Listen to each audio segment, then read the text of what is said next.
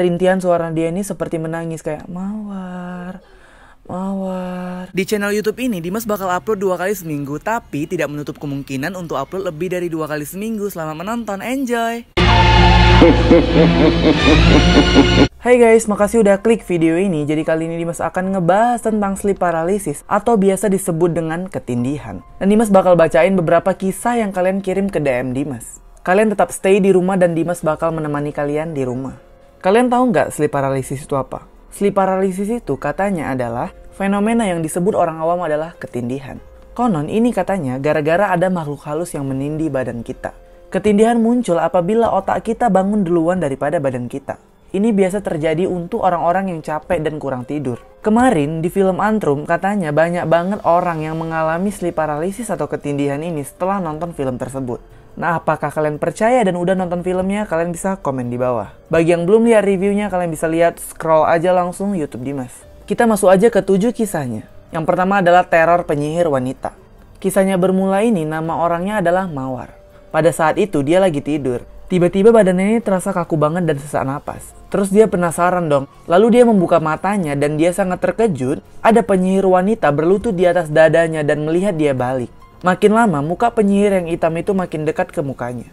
Mawar ini nggak bisa ngapa-ngapain, cuman bisa melotot, teriak nggak bisa, gerak apalagi. Pada saat momen dia tidur berikutnya, si penyihir ini jadi lebih ganas guys. Waktu Mawar tidur tengkurap, tangan si penyihir ini ke belakang kepala si Mawar. Terus ke mukanya tangannya, dan akhirnya naik ke rahang, sampai badannya ketekuk ke belakang sampai sekarang. Mawar gak akan pernah lupa pada saat suatu momen juga penyihir ini memanggil nama Mawar, Mawar di antara kegelapan. Jadi rintihan suara dia ini seperti menangis kayak Mawar, Mawar. Yang kedua adalah sepupu yang meninggal dunia. Jadi kita panggil nama inisialnya adalah Randy. Sebelum si Randy ini tidur, dia menggantungkan jaketnya di lemari di depan ranjangnya. Pas dia bangun tengah malam, ada seorang wanita yang memakai jaketnya, tapi dia kayak ngadap ke belakang gitu. Nih dia tidur, tapi orangnya itu jaketnya gini, kayak dia make, tapi kayak gini posisinya, dan Randy tuh tidur di sampingnya gitu. Dia berusaha buat ngusir, tetapi pas dia teriak, malah yang ada di sebelahnya hanya selimut. Rupanya, teriakannya ini mengundang si perempuan tersebut yang merupakan sepupunya yang telah meninggal. Nah, ternyata dia melihat si Randy tersebut. Kalian bisa bayangin lah ya, kalau orang udah meninggal pasti mukanya pucat, pasti mukanya udah berantakan banget, udah kena tanah. Nah, visual yang didampaknya adalah seperti itu. Dan dia menatap kosong ke arah cermin. Yang ketiga adalah didatangin malaikat kematian. Atau biasa kayak sering banget orang nyebutnya Grim Reaper. Dimas pernah main namanya game Lost Saga. Nah, Grim Reaper itu yang bawa sabit gitu, yang kayak seng gitu, yang bisa membunuh. Nah, jadi kisahnya ini diceritakan, kita sebut saja namanya Melly. Nah, di tingkatan yang paling ringan, si Melly ini hanya mengalami kayak dikelilingi oleh bayangan hitam di atas tempat tidurnya. Jadi posisinya ini, dia tuh tidur menghadap pintu. Tiba-tiba dari belakang ada yang meluk dia, ada cakar yang sangat panjang dan ternyata tengkorak hidup yang memeluk dia. Nah, pas si Melly itu kayak terengah-engah gitu kan, kayak gitu. Pokoknya dia berusaha untuk segera melepaskan cakaran tersebut. Tapi si Grim Reaper atau tengkorak ini berbisik kepada si Melly. Dia bilang gini, "Kamu belum waktunya. Nanti aku akan datang lagi pada saat kamu udah siap." Yang keempat adalah satu orang banyak setan. Di dalam kamar orang ini ada anak kecil cewek yang berkeliaran. Awalnya anak kecil ini hanya berdiri mematung sambil menatap dia. Gak lama kemudian anak itu teriak banget sangat kencang, lari ke arahnya lalu mencekik dia sampai lama banget lepasnya. Kebayang gak kalau anak kecil yang teriak? Terus hantu-hantunya juga sering banget dia alami pada saat itu.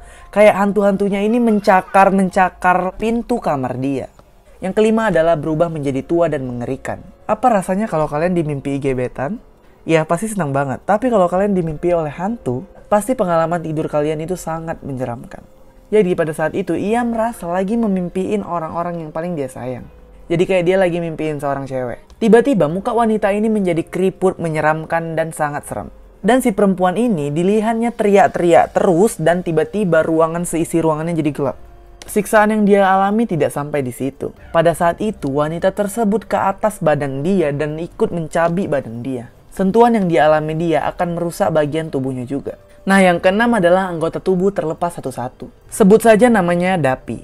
Nah, pada suatu malam dia kayak lagi tidur gitu, tiba-tiba dia merasa dia udah bangun dan tiba-tiba tangannya itu kayak tercopot satu-satu. Pada saat itu dia merasa kaget banget dan dia ingin mengambil tangannya lagi kan. Dan dia mengayunkan pundaknya gitu kayak mau ngambil tangannya kembali.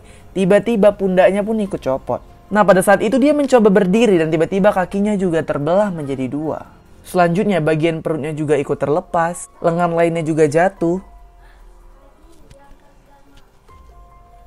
Dan pinggulnya rontok pelan-pelan. Dan pada saat itu kakinya yang tinggal sebelah itu tiba-tiba dia nggak sengaja kayak jalan gitu dan menghantam anggota tubuh dia sendiri dan kayak hancur gitu. Pada saat itu juga dia kemudian terbangun dan dia melihat badannya masih utuh. Yang ketujuh adalah pengalaman keluar dari tubuh. Ternyata sensasi ketindihan ini tidak hanya bertema makhluk halus. Selain ngerasa kayak dimutilasi kayak cerita sebelumnya, ada juga orang-orang yang merasakan jiwanya itu keluar dari tubuhnya. Kita sebut saja namanya Agung. Jadi waktu lagi tidur ini, tiba-tiba si Agung ini kebangun dan badannya nggak bisa digerakin sama sekali. Pada saat itu, ia merasa kakinya ini dingin banget guys. Terus itu kakinya ini kayak dingin menjalar ke bagian tangan, ke bagian kepala, langsung ke bagian semuanya. Jadi pada saat dia merasa kedinginan tersebut, dia kayak auto bangun dong. Dia mau pergi dari kasur tersebut. Dan dia sangat kaget banget melihat ada tubuhnya di atas tempat tidur. Dia ingin mencoba membuka pintu tapi kayak lepas gini. Misalnya ini bedak kan, dia kayak lewat gitu. Nggak bisa menggenggam seperti ini. Dia nyoba teriak, tolong, tolong. Tidak ada satupun yang dengar. Nah si Agung ini mencoba kembali ke atas tempat tidur dan kayak tidur lagi gitu di tempat dia. Nah tiba-tiba ketindihannya pun hilang. Sebelumnya Dimas bakal bacain yang kalian kirim ke DM, tapi pas Dimas udah baca-bacain nih, ternyata ada juga yang ngebahas bukan tentang ketindihan. Jadi pas Dimas recheck dan ternyata hanya satu DM aja yang membahas tentang ketindihan yang bakal Dimas sebutin di video kali ini. Jadi dia nggak mau disebutin nama Instagramnya, inisialnya T, jadi Dimas bakal bacain. Jadi gini bang, aku nggak tahu pasti sih, kan kakak aku yang ngalamin. Dia emang sering banget ketindihan gitu, bermula pas puasa 2 tahun lalu. Kan biasa ya, pas pagi setelah tadarus kan tidur. Jadi kita tidur berdua nih, tiba-tiba dia pegang tangan aku sambil ketakutan gitu bang. Cuma pegang biasa, sama sekali nggak berdaya. Dia kesulitan bicara, matanya tetap tertutup. Badannya nggak bergerak sama sekali. Aku takut lah, terus kutepuk pundaknya. Gitu dia buka mata dia lihat aku kayak nggak kenal. Pandangannya kosong banget, seram banget. Aku tetap usaha buat nyadarin dia. Terus air matanya netes dong, makin takut. Aku nggak tahu mau ngapain. Terus nggak lama, tangannya megang aku makin erat terus, ngajakin aku keluar kamar sambil lari. Terus dia nangis, aku berusaha nanyain dong dia kenapa, tapi nggak ada jawabannya. Dari situ aku bingung sama dia, dan ternyata dia sering banget kayak gitu bang. Dia ceritain kejadian pagi itu sama bos, tapi aku nggak dapat kejelasan itu kenapa bisa terjadi. Lanjut bang, aku udah lupa kejadian itu. Tiba-tiba dia kemarin VC nih sambil nangis gitu kan. Ternyata kejadian yang sama lagi. Tapi naik level lebih serem. Jadi pas kejadiannya itu, dia ngerasa kakak aku yang satu lagi udah bangunin dan megang dia. Jadi dia percaya sepenuhnya sama bayangan itu. Dia jadi lihat yang aneh-aneh. Katanya dia merasa ketakutan banget terus ngelihat kakak aku yang satu lagi megangin dia. Tapi ternyata kakak aku yang satu ini masih tidur ngebelakangin dia pula. Nah pertanyaannya, bayangan itu siapa? Duh, lagi dia cerita sambil nangis dan lagi-lagi aku nggak habis pikir sama kejadian itu. Penyebab-penyebab dari sleep paralysis ini banyak guys.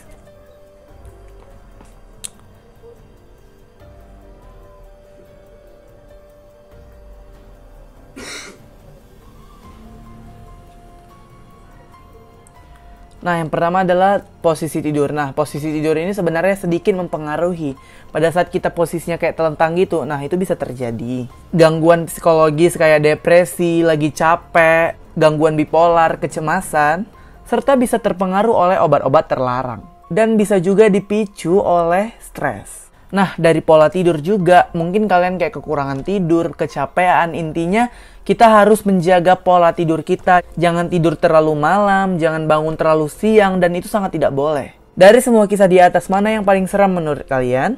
Selanjutnya Dimas bakal ngebahas lagi tentang hutan yang ada di Jepang yang serem banget. Dan juga ada ngebahas tentang kayak kisah-kisah di kosan. Sampai jumpa di video berikutnya, makasih udah nonton.